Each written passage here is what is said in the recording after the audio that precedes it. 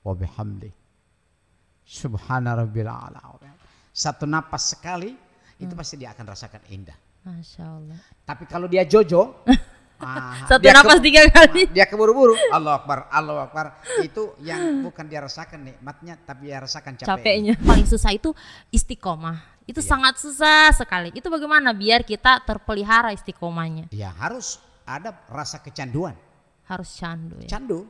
Jadi ibarat itu. Jadi coba kecanduan merokok. Kecanduan narkoba. Gimana itu? Ya.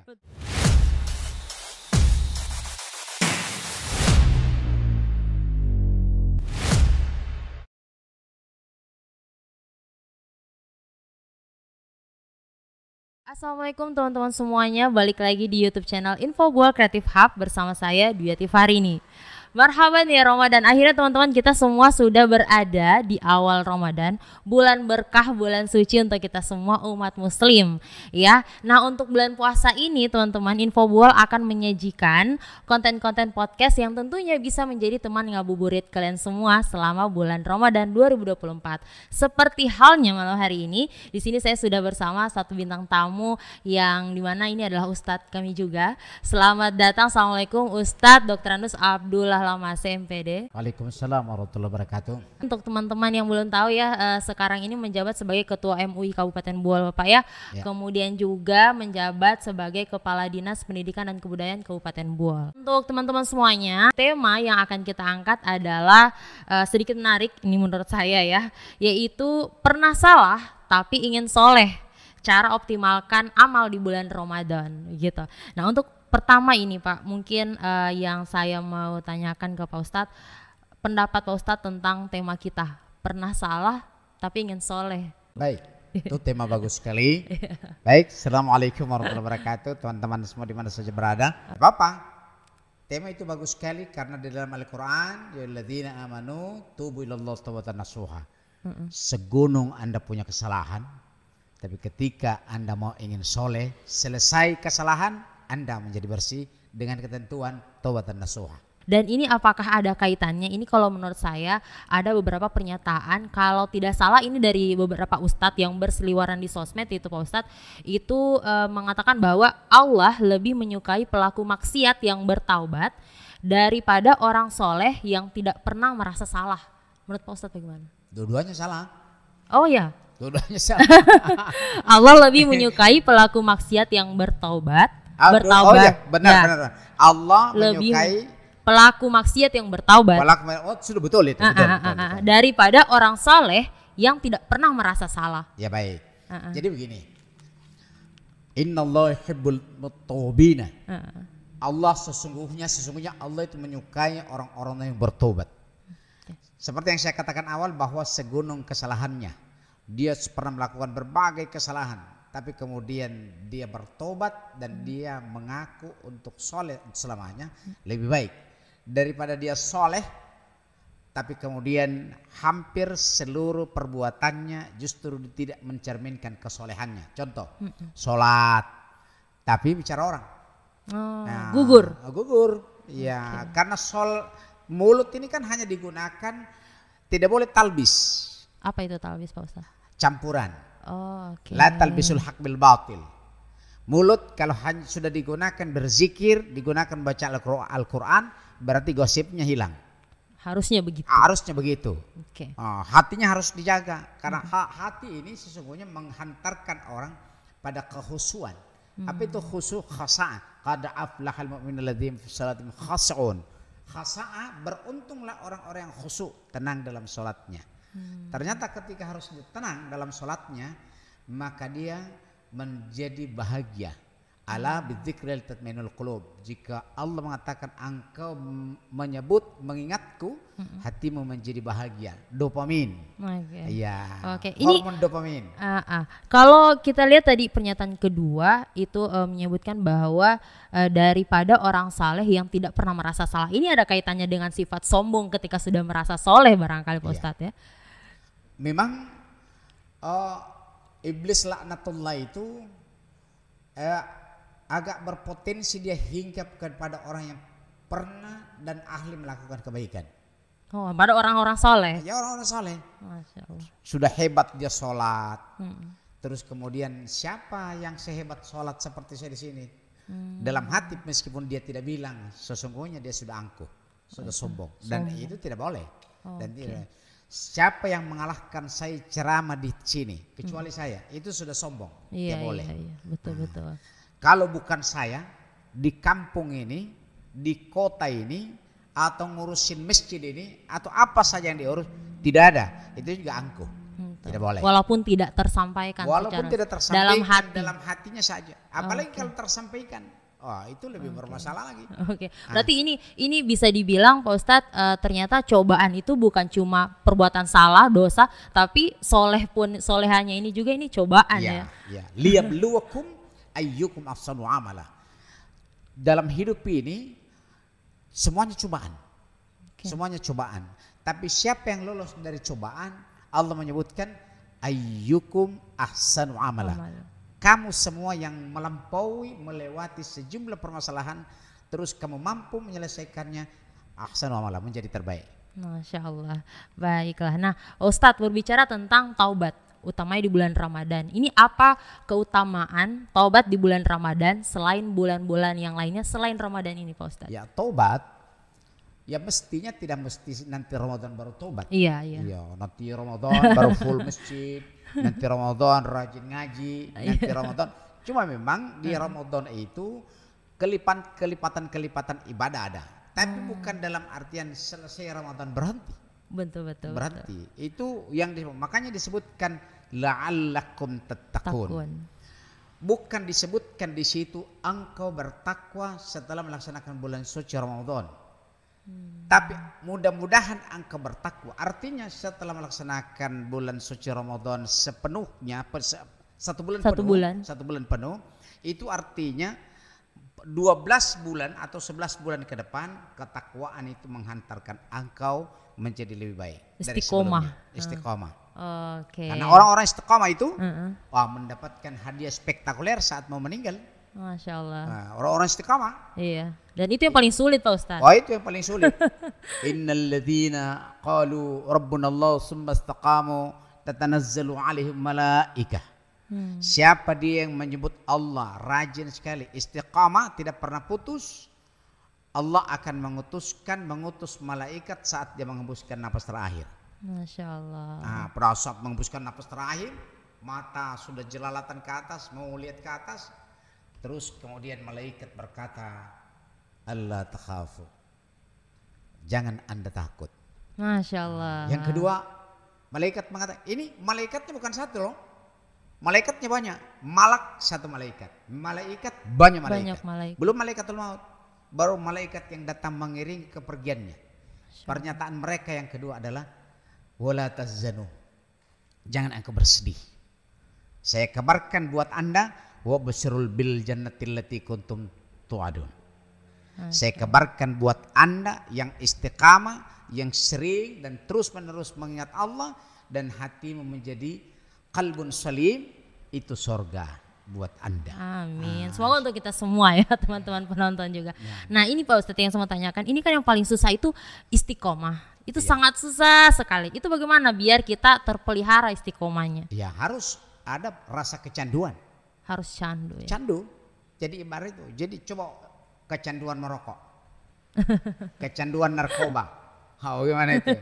Ya. Betul. Padahal dia sudah diancam hukuman mati. Tapi kalau sudah kecanduan, peduli amat dengan penjara. Kalau orang sudah kecanduan. Iya. Sama dengan ini. Harus dibuat candu. Caranya buat candu bagaimana Pak Ustadz? Ya jangan di kepala. Pakai hati. Pakai hati. Masya Allah. Ya, karena di hati ada cinta, di kepala ada logika. Ketika dilogikakan, hilang semangat untuk mencintai. Masya Allah. Cinta lebih tinggi, daripada sesuatu itu akan dikalahkan oleh cinta. Jadi kuncinya pakai hati dan perasaan. Iya. Ini juga Pak Ustadz, ini yang banyak persepsi yang sering kita dengar itu katanya ketika kita bertobat, kemudian itu membuat kita istiqomah. Artinya seperti kayak Allah betul-betul menyentuh kita, berarti tobat kita diterima. Tapi kalau ketika kita bertobat, berulang kali bertobat, tapi kita selalu terjerumus kembali, Itu apakah itu menurut orang bahwa tobatmu belum diterima? Itu bagaimana Pak Ustadz? Ya, taubat itu tentu kan kita tidak lihat Iya, konkretnya, betul. tapi dapat dirasakan. Okay. Ketika merasa ikhlas, merasa bahagia, merasa senang, oh itu Insya Allah. dapat dipastikan itu diterima. Tapi kalau ragu-ragu, terus kemudian menyesal, mengeluh, terulang lagi, itu pasti. Belum. Maka ketika pikiran menyatu dengan hati, insya Allah menjadikan kita kecanduan. Tetapi ketika pikiran menyatu dengan nafsu, yang jelas kecanduannya akan pindah ke tempat yang terlarang. Oke, baik. Nah, ini kita minta pandangan lagi Pak Ustadz ya. Untuk memaksimalkan amal di bulan Ramadan ini masih dari tema juga. Biasanya kan seperti yang Pak Ustadz bilang tadi, kalau di Ramadan kita tiba-tiba rajin ngaji, tarawih dan banyak amal yang kita lakukan di bulan ini. Nah, untuk mengoptimalkan amal, biasanya yang kita khawatirkan kita hanya fokus di mohon maaf seperti tarawih, rajin tarawih, tapi amal-amal yang wajib lainnya malah kita tinggalkan. Sholatnya nanti malam pas tarawih. Itu menurut Ustadz bagaimana?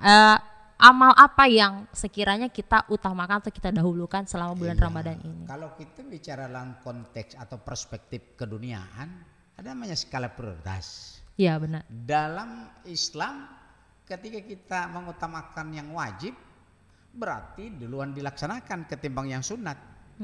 Wajib menurut fikih dilaksanakan mendapatkan pahala, tidak dilaksanakan mendapatkan dosa. Masa iya kita mau meninggalkan cuma karena sesuatu sementara dosa menumpuk?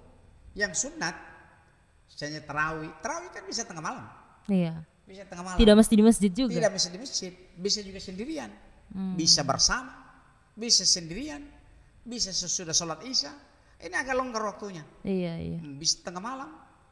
Terus kemudian yang wajib ditinggalkan. Malah ada kadang-kala orang yang memang puasanya luar biasa, tapi sholat ditinggalkan. Bisa. Itu seperti ada orang di postingan-postingan itu Pak Ustadz kayak digambarkan ember dimasukkan air tapi embernya bocor. Jadi seperti terbuang percuma lagi amalnya. Jadi sholat yang memang kembali lagi ya, mau di Ramadan, di luar Ramadan itu sholat yang paling wajib diutamakan. Sholat itu mahal. Setiap barang yang unik sekaligus mahal dan jumlahnya banyak itu dikawal oleh polisi. Seperti uang, perpindahan uang dari bank ke bank. Atau dari bank ke ATM, itu dikawal itu karena mahal. Mahal. Sholat itu dijemput Rasulullah langsung, dikawal oleh ribuan malaikat, berarti mahal ini. Makanya tidak semua orang bawa uang dikawal karena tidak semua orang banyak uang. Tidak semua orang yang sholat karena sholat itu mahal. Amal paling pertama katanya ditanyakan sholat. Makanya sholat. Padahal kalau sholat itu sudah dicintai, maka muncul keindahan, kebahagiaan di dalam sholat. Coba ketika kita membacanya dengan penuh rasa hati-hati dan lembut, disertai dengan ucapan yang lembut, itu nanti setiap kita itu setiap sholat ya berkaca-kaca mata. Begitu indahnya sholat. Masya Allah. Misalnya sujud kan? Iya. Napasnya subhana rabbiyal a'la wa bihamdi. Subhana rabbiyal a'la. Satu napas sekali itu pasti dia akan rasakan indah. Masya Allah. Tapi kalau dia jojo, satu napas 3 kali. Dia keburu-buru. Allahu Akbar, Allahu Akbar. Itu yang bukan dia rasakan nikmatnya, tapi dia rasakan capeknya. Orang yang capek selalu mengeluh. Orang mengeluh selalu bosan. Orang bosan dia kasih tinggal. Begitu kan rumusnya. Iya, tidak akan candu ya. Tidak candu dia. Masya Allah. Berarti ini sebagai sentilan juga buat kita semua ya untuk menikmati setiap sholat. Oke, baik. Kemudian Pak Ustadz ini berbicara soal Ramadan. Nah, biasanya orang-orang semangat beramal soleh di bulan Ramadan hanya di awal-awal saja. Ini seperti entah kenapa ini seperti menjadi hal yang selalu terjadi setiap Ramadan. Kemudian mulai dari pertengahan sampai akhir itu sudah ya masjidnya juga sudah mulai longgar. Itu bagaimana pandangannya Pak Ustadz tentang ini? Ketika kita analogikan sama dengan babak pengisian setiap perlombaan atau pertandingan. Semestinya tidak bisa tidak boleh analogi ini saya pakai. Tapi ketika kita lihat pengalamannya seperti itulah. Mulai dari babak pertama, wah, semua hadir. Seluruh kesebelasan atau grup itu hadir. Tapi kan dia akan mengerucut sampai pada juara 1. Kalau ini dipahami oleh setiap kita, dia akan bertahan menjadi juara 1. Terseleksi dia. Dia tidak akan apapun yang terjadi, apapun yang dilaksanakan, apapun pengaruhnya, sholatku, seluruh ibadahku akan saya selesaikan karena saya khawatir setelah selesai puasa saya meninggal. Masya Allah. Ya, jadi lagi-lagi ini saya seperti terpukul juga di sini. Karena ini mudah-mudahan untuk pemirsa juga bisa seiring dengan Ramadan ini salah satu rezeki untuk kita semua diberikan kesempatan karena tidak semua orang ya Pak Ustadz ya berkesempatan untuk berjumpa dengan Ramadan. Mungkin ini adalah kesempatan dari Allah untuk kita menjadi lebih baik. Amin. Oke, baik Pak, kalau tadi kita tentang tema, sekarang kita mau ke karena Pak Abdullah ini masih sebagai DKM Masjid Agung, Pak ya. Oke, Pak Ustadz, yang saya mau tanyakan adalah persiapan Masjid Agung sendiri menjelang Ramadan di Bol ini bagaimana Pak Ustadz? Ya, alhamdulillah kami pengurus Dewan Kemakmuran Masjid Agung sekarang kemarin sudah selesai menetapkan yang pertama kami melaksanakan tarawih baik 8 maupun 20. Yang kedua 20 rakaat, maksudnya 8 rakaat 20 rakaat. Yang kedua setiap malam kami isi dengan ceramah secara bergantian para ustadz. Yang ketiga itu kultum subuh tetap jalan, itu pun sepanjang tahun ini kami laksanakan, tidak pernah putus sampai sekarang. Tidak nanti Ramadan, selama ini ada. Terus yang berikutnya ya kami menyiapkan buka puasa untuk para jamaah yang datang berbuka puasa di masjid. Setiap hari ya Pak? Setiap hari, ya. Oke. Ada yang ingin disampaikan mungkin menjelang Ramadan ini? Silahkan Pak Ustadz. Iya, baru saja kita selesai berkompetisi di Februari. Tidak menutup kemungkinan ada gesekan hati. Benar. Bulan puasa menunggu kita semua untuk membersihkan hati. Karena hanya orang yang membersihkan hati yang tentu mengamalkan seluruh ibadah-ibadah di bulan suci Ramadan dalam keadaan khusyuk, tenang, dan mudah-mudahan itu yang menjadi bekal kita saat meninggal husnul khatimah. Demikian, assalamualaikum warahmatullahi wabarakatuh. Oke, waalaikumsalam. Baiklah teman-teman, terima kasih ini untuk sudah menyaksikan video ini sampai akhir, dan selamat menunaikan ibadah puasa juga buat teman-teman yang menjalankannya, umat muslim di seluruh dunia. Dan terima kasih juga untuk Pak Ustadz sekali lagi untuk setelah hadir di sini. Oke, baik teman-teman, sampai jumpa di video selanjutnya. Assalamualaikum warahmatullahi wabarakatuh. Assalamualaikum.